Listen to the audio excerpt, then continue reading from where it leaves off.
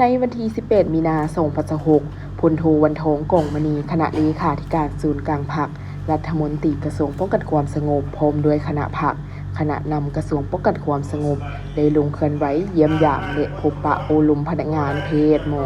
และให้กำลังใจคนเจ็บอยู่โรงหมอ5 เมษายน กลุ่มใหญ่ภารกิจการป้องกันความสงบ เนื่องในโอกาสวันสร้างตั้งกำลังป้องกันความสงบครบรอบ 65 ปี 5 เมษายน 1961 5 เมษายน 2026 ให้การต้อนรับโดยพันเอกดร.นางพุทธมาลา พันธมิตร หัวหน้าอำนวยการโรงหมอ5 เมษายน พร้อมด้วยคณะพรรค คณะอำนวยการและพนักงานเพศหมอเข้าร่วม พันเอกดร.พุทธมาลา พันธมิตร ได้รายงานการเคลื่อนไหวนำพากลุ่มโกงในระยะ 1 ปีผ่านมาให้รู้ว่า ใน 1 ปีผ่านมาโรงหมอ5 เมษายน สามารถกวดพยาธิคนเจ็บขีดนอกได้ 11,097 เทื่อคน กวดฉุกเฉิน 5,705 เทื่อคน กวดสุขภาพการนำคัน1 5 เป็ดได้ 1,806 ทาน รับคนเจ็บเข้านอนโรงหมอทั้งหมด 1,123 เทื่อคน ปิ่นปัวดีกลับคืนกลมกอง 1,106 เทื่อคน ผ่าตัดทั้งหมด 479 เทื่อคน ได้สักยาวัคซีนป้องกันไข้หวัดใหญ่ 288 เข็ม สักยาวัคซีนเด็กน้อย 634 เข็ม กวดส่งหาเชื้อ HIV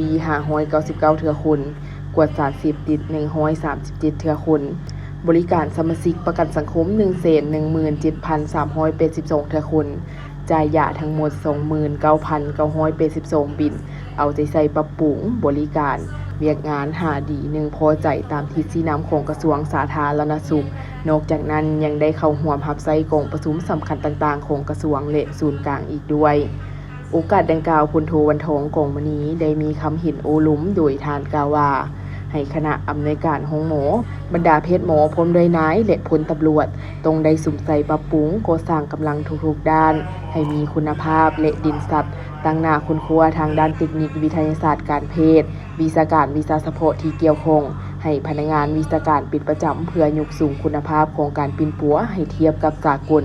เอาใจใส่ใกล้ชิดติดเทศกับคนเจ็บบัวระบัดคนเจ็บด้วยความจริงใจ